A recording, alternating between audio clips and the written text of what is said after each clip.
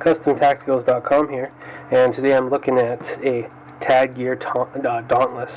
The Dauntless is obviously a very popular, very sought after knife, and very well respected in the knife community. It was designed by Patrick Mauve, Triple Aught Design, Tad, and where they're made and a lot of that stuff is a mystery. Everybody seems to have a different opinion of where they could be made, and those that know won't share, and those that don't will continue to speculate. So I won't speculate as to where I think these are made, because I can't really tell. I wouldn't be able to guess. Possibly Strider. I don't know. I don't know who makes it for them, but they're a very well made knife. In fact, they're better made than Striders, so there's a good chance that they're not made by Strider. What the action immediately reminded me of when I picked up this Tad, which is it's a Model 2. It's a Mark II Model 1. So it's got the G-10 scales, and it's serial numbered 17, as you can see. So the Mark II is the one that's got the bead blasted blade, as you can see there.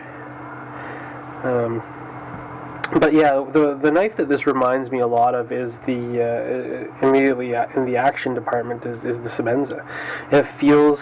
It has that buttery smoothness of a Semenza, but it's actually, dare I say it, better. It feels smoother than a Semenza, yet has that similar type of action to it.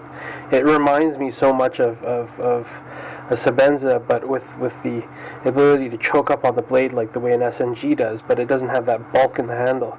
So it's a very versatile knife, and in fact it's probably one of the best EDCs I've handled. If you're talking about like no frills, no nothing, just straight up, excellence in craftsmanship and design. The Tad, I'm a fan of the SNG, so that shouldn't be a surprise that I like the Tad Dauntless, because in a lot of ways it reminds me of the SNG. It doesn't look like an SNG, but it feels and it feels and it works like an SNG when you're using it. But it's got a slightly better profile and a less bulky handle compared to the blade size.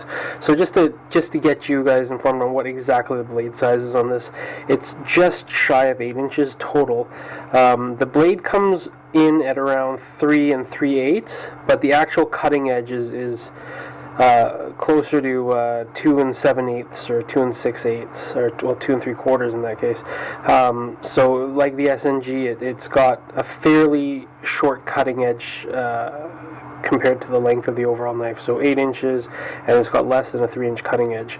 But I mean, for the most part, it's 3 inches. 3 inches is plenty of blade for most EDC type uses. So I think a lot of people find that this is a really handy size. It sort of has that large Semenza sort of feel to it, like in terms of size when you're holding it back here, but then you choke up to it and you really get that fine sort of feel. And I mean, if you're been following the Dauntless, you probably see a lot of the custom versions by Fellholder and Kirby Lambert and Strider and Les George and all the other guys that have done custom Dauntlesses, Birch, like the list goes on, and they're pretty cool designs too. So let's talk about the materials here. This is the Mark II Mod 1, which bead blasted S30V stainless steel blade, titanium lock bar side of the frame, and the black G10 on the presentation side with the G10 backspacer. The Mark III is the all titanium model, which is pretty cool. But I wasn't able to get a hold of one of those, so I picked up one of these when I saw one that was mint available. Since I've always appreciated the design of the Tad Dauntless, so very happy with the knife. there's a lot of little design features in this knife that Tad took into account when they designed it. You know, the pocket clip, the weight. The knife is extremely sleek. It disappears into the pocket. You don't feel it. The deep carry pocket clip's positioned perfectly. It's out of the way when you're holding it, and it lines up perfectly. You get some nice lines here, and it sits super deep in the pocket. And then you got a little notch for your lanyard here. It doesn't have to go into the area where the blade is. You don't have to worry about it getting nicked. It's got a protected area. You know, you got some jimping, or whatever you want to call this stuff here, so that you give you a little bit of purchase in the back of your hand, which is a very nice feature. You got some really well designed jimping here, and just overall, just little features that a lot of knife makers may gloss over. You know, and of course the Dauntless, the blood grooves, which are sort of a trademark look of the Dauntless. These ones here, and then the one on blade. They use the flathead here, so you can, I guess, field strip it if you need to. The lock only engages like maybe a quarter of the way on this one, so it's nice. Got lots of room to wear in. Zero play when closed or open.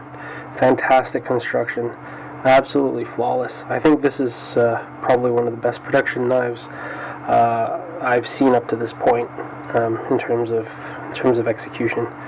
It's just so well made and so well designed. So I hope you guys enjoyed this review of the Tad Dauntless MK2 Mod 1.